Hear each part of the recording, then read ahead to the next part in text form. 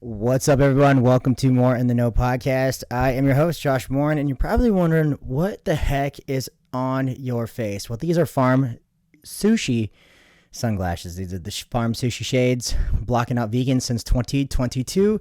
Limited edition. Farm Sushi logo on the side. Super sleek, super sexy, awesome for summer days on the lake, on the river, by the water, and or just for casual wear every single day. Farmsushi.com, snag a pair. Now, since I'm not one of those dudes who wears my sunglasses inside, I'm going to go ahead and take these off for the rest of today's podcast. Woo, all right. I feel less cool, though, when I'm not wearing those. Maybe I'll put those back on towards the end of the podcast. But with that being said, welcome back. It's been a minute since I have done any podcasting. I've been incredibly busy, but I'm incredibly grateful for all the progress that's been made. Today's podcast, I'm going to keep this super short and sweet. I'm going to talk about a topic that has come up in my own personal life, and I want to bring some value and some insight as to what I feel a lot could benefit from, a lot of people could benefit from, and that is social media and relationships and how that interaction should be or how that relationship should be. First and foremost, this is just a suggestion. This is from my own personal experience, and ultimately it's up to you and your significant other, how you want to really cultivate social media. I've seen social media be a beautiful thing for many relationships. I've also seen social media tear down many relationships. I've had it both ways in my relationships in my past. I've had social media be something that I barely posted about, a personal relationship that I had with a woman, a romantic relationship that I had with a woman, and there's other times where I posted everything. And I think as I've grown, I've learned what works and what doesn't work, and ultimately really kind of arrived at the sense of I like to keep some things private in my life. As many of you know, I have a podcast. I'm on social media all the time. I'm sharing all this insight about my life, all these top secret things, and I'm very transparent about a lot of things that are going on in my life. And recently, I've wanted to keep some things more private, just because I don't feel like I have that privacy in a lot of things that I do, just because I'm so out there, or just transparent rather, on my socials. But my relationship lately is something that I've wanted to have some sort of privacy and intimacy within that privacy, without having to completely boast it all over social media. Now, my partner came to me, my girlfriend came to me with some concern, not concern, but just communicated how she was feeling.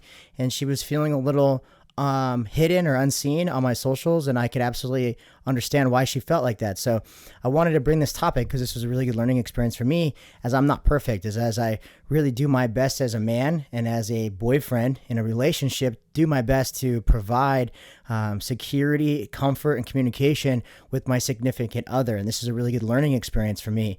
And so how should you cultivate your relationship on social media? Should you post it on social media? Should you not post it on social media?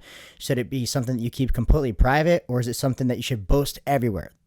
The answer, you decide. It's completely up to you. But I want to give you just a few things on my mind, few thoughts on my mind about it. Once again, I have had both ends of the spectrum. Not on social media at all. You won't even know that I was in a relationship, and all over social media. Both have worked, both have their advantages, and both have their disadvantages.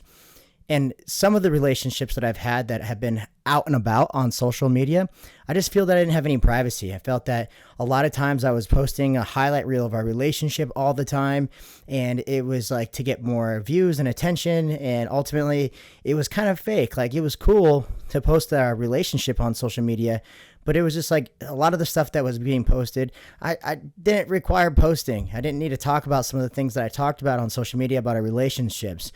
Now, on the opposite end, I feel sometimes women feel hidden, or that I'm trying to hide them or something of the sort if they're not being posted on my social media, and I can absolutely understand how that feels.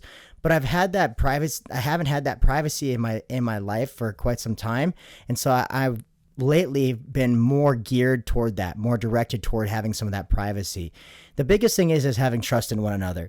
Now, when you're on social media, and your significant other is on social media, you have to have trust that your partner is living their life in their own morality, meaning whatever they do is what they do. If they decide to do things that are edgy in terms of what you guys agree to be to be respectable within your relationship, to be boundaries within your relationship. If they decide to tiptoe that boundary, that's completely up to them. And then they must be willing to take the responsibility when the time comes, if they were to get quote unquote caught. Now, for me, I never ask my partner about what she's doing. I never ask her who she's texting. I don't get jealous about other men that she may or may not have relationships with in terms of friendships, or who she's texting, etc., who she's talking to at work. To me, it doesn't matter. I don't put any stress or energy into that aspect because I have trust and faith in my partner. And in the past, even if it seemed that there was like something fishy going on, I always just believed in myself that karma always comes back around. And so if the truth prevails and the truth shines through, and ultimately understand that she was cheating or acting a certain way or doing something behind closed doors, then that's really on her. I'm really in a state of non-attachment from my partner. And so I'm separated from the worry that I have towards somebody going out and doing something that's going to affect me. Ultimately, they have to live with that choice at the end of the day. Same for me. When I take responsibility for my own actions and how I interact on social media with different women and platonic relationships, business relationships, and how I create boundaries within women who are wanting to flirt with me and or do things to disrupt my relationship outside of social media. Now that takes a lot of boundary, because it's really easy when you don't have a lot of people coming after you or being attracted to you. It's really easy then to have a boundary. But when you have all these people coming after you, and I'm saying that's not what I'm saying that's happening to me. What I'm saying is that, oftentimes I have women who reach out, etc., especially if I'm not posting a lot about my relationship, that I have to deflect and set boundaries specifically and or simply not reply. So today's podcast is healthy relationships on social media. Ultimately, it comes down to a communication. Communication is literally everything. You've heard it a million different times, but setting boundaries for each other. For me, my girlfriend can do whatever she likes on social media. She can speak to whoever she wants. She can post whatever she would like. I have the trust and faith and understanding in her and belief in her, and I have it and trust in her. So I don't sit there. I don't ask for her phone or who she's texting or what she's doing or all these different relationships. I am not a jealous type. If you can find better, and if you want better, if you want to go off and do your own thing and whatever the situation is, absolutely go for it, man. It's nothing to me.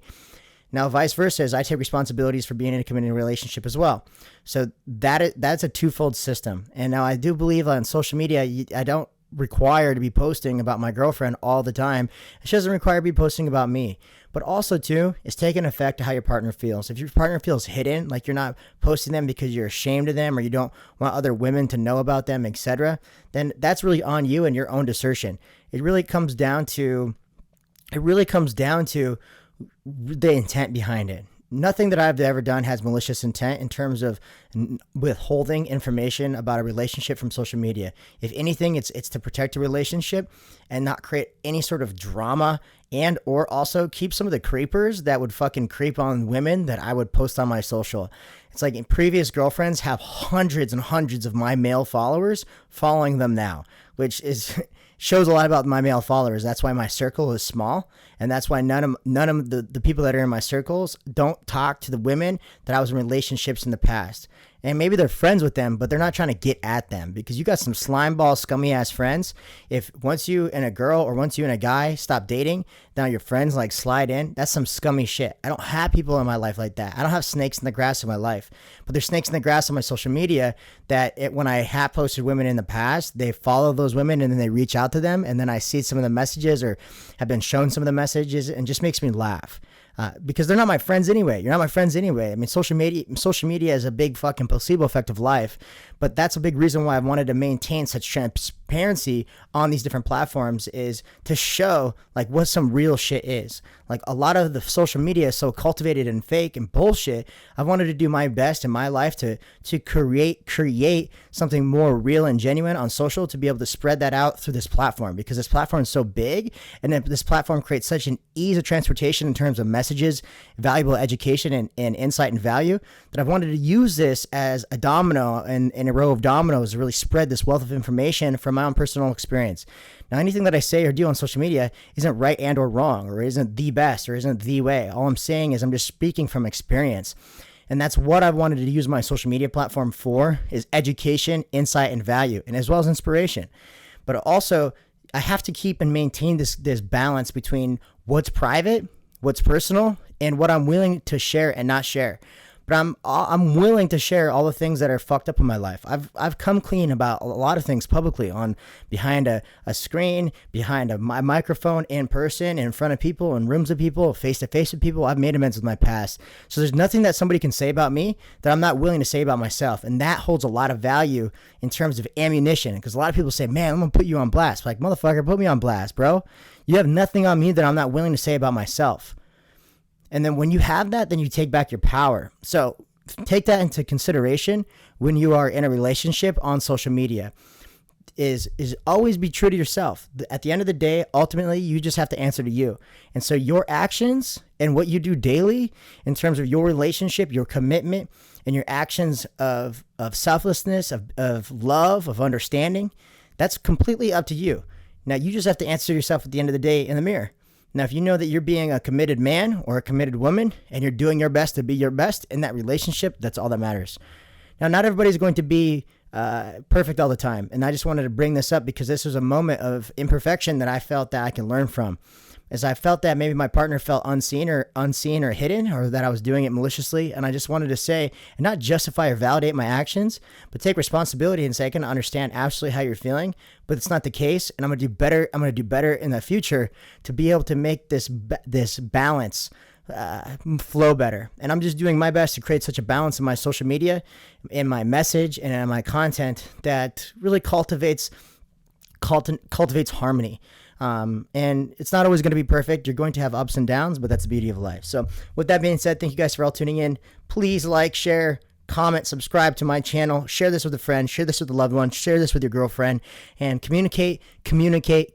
Talk with one another. Let each other know how you feel.